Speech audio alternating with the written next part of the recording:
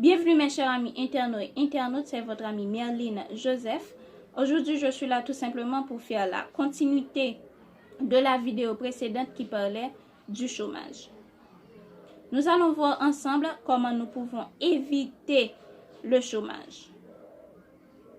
À ne pas oublier qu'il existe généralement 4 grands types de chômage, à savoir le chômage frictionnel, le chômage saisonnier, le chômage conjoncturel et le chômage structurel. Ce qui nous intéresse dans cette vidéo, c'est le chômage conjoncturel et le chômage structurel parce que les deux autres types de chômage, ce sont tous des chômages partiels. Comment nous pouvons éviter le chômage conjoncturel? Nous, en tant que les employeurs, on ne peut pas le combattre parce que c'est lié à la conjoncture du pays, comme le cas d'Haïti. Beaucoup de personnes ne peuvent pas aller travailler, mais elles ne peuvent pas combattre ce chômage. Voilà. Maintenant, c'est à l'État de faire quelque chose. Qu'est-ce que l'État peut faire? L'État peut stabiliser le pays. Donc, dès que Haïti est stable, tout le monde va travailler. Donc, dès que tout le monde va travailler, il ne va avoir plus de chômage.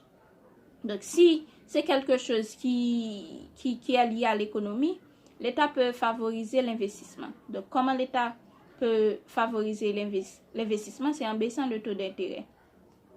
En Haïti, il y a beaucoup de gens qui veulent investir, mais vu que le taux d'intérêt est vraiment exagéré, ils ne vont pas à la banque pour faire un prêt. Dès que le taux d'intérêt est baissé, il va y avoir beaucoup plus d'investissement et cela va augmenter le taux des employés. Maintenant, pour le chômage structurel, c'est à nous, les employés, de faire quelque chose. Donc, c'est à nous mettre à jour et avec la technologie. Comme j'avais dit dans la vidéo précédente, nous, l'homme, on est limité, donc on ne peut pas courir après la technologie, mais nous pouvons marcher comme nous pouvons. Donc, essayer de marcher à petit pas pour nous mettre à jour. Qu'est-ce que nous allons faire? Nous allons acheter des nouveaux ouvrages et après, nous allons étudier les nouveaux plans stratégiques. Un exemple, quelqu'un qui étudiait la comptabilité vers les années 2000 ne peut pas travailler dans une entreprise aujourd'hui. Pourquoi? Parce que dans le temps, on n'utilisait pas les logiciels comptables et maintenant, sans les logiciels comptables, il n'y a presque pas la comptabilité. Donc, vous pouvez vous mettre à jour en étudiant aussi les logiciels comptables. Déjà, vous serez plus apte, plus habile à adapter parce que vous connaissez déjà la comptabilité. En achetant des nouveaux ouvrages pour vous mettre à jour, parce que dans le temps, on ne parlait pas du marketing digitalisé. Et maintenant, voilà, la majorité des entreprises font le marketing à travers l'Internet, à travers d'autres choses. Donc, il faut vous mettre à jour avec la technologie. Dans certains pays, pour combattre le chômage, l'État a l'habitude de baisser le salaire minimum. Comment? Vous avez l'habitude de travailler pour un salaire de 30 000 goud. Il y a une crise. L'État ne peut pas le surmonter. Les autres personnes ne peuvent pas ne peuvent pas rester au chômage pendant que vous-même, vous travaillez et vous avez un salaire de 30 000 goud. Donc, on diminue votre salaire. Vous-même, vous aurez un salaire de 15 000 goud et on va favoriser à quelqu'un d'autre de travailler. Donc, le salaire minimum, il est baissé pour qu'il y ait plus de travailleurs. Donc, vos tâches aussi vont baisser parce que, oui, vos tâches aussi vont baisser, mais il va y avoir une autre personne qui va travailler avec vous. Donc, c'est ça qu'on peut faire pour éviter. Après, nous pouvons parler aussi de l'entrepreneuriat. Donc, vous habitez dans un pays comme Haïti, la seule chose, c'est l'entrepreneuriat. À la maison, vous avez une petite boutique.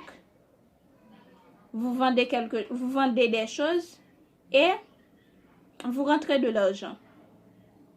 Et avec la technologie maintenant, même si vous n'avez rien, vous pouvez investir. Bon, comment ça? C'est absurde. Donc, il y a des boutiques en ligne. Parfois, les gens restent à vendre des choses, mais ils n'ont pas réellement les choses. Donc, vous voyez sur mon statut des chemises, des pantalons, mais je les ai vus dans une boutique. C'est pas à moi. Donc, vous voulez acheter, vous le voyez sur mon statut, vous voulez acheter, eh bien, vous me donnez de l'argent et je vais le chercher pour vous. Et moi-même, je vais avoir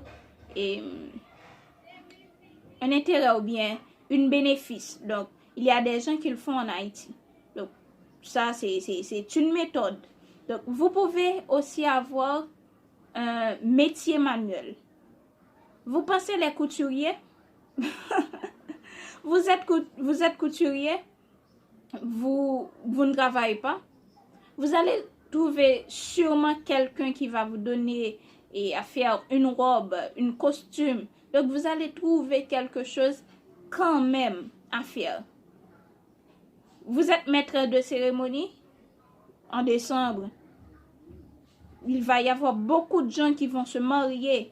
Donc, vous pouvez faire maître de cérémonie, vous pouvez animer des fêtes, tout ça. Donc, vous allez gagner de l'argent, vous allez combattre le chômage. Donc, c'est à vous de faire quelque chose en étudiant la possibilité de quel pays que vous êtes, dans quel pays que vous êtes pour voir ce que vous-même vous pouvez faire. Déjà, si vous allez investir, il faut faire l'étude du marché. Bon, je vais vous expliquer dans une autre vidéo, mais c'est à vous de faire quelque chose.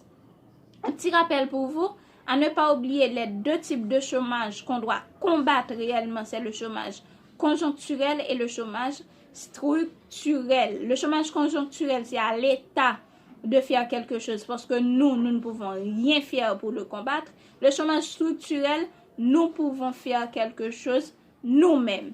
Et je vous donne conseil de pratiquer l'entrepreneuriat.